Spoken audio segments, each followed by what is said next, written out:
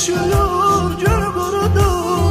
Bu dünyada çok şeylerin yağışıyor, gün kurudu.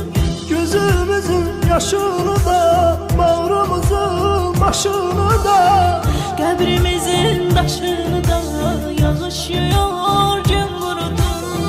gelenlerdir, gidenlerdir, meleklerdir, cehennedir.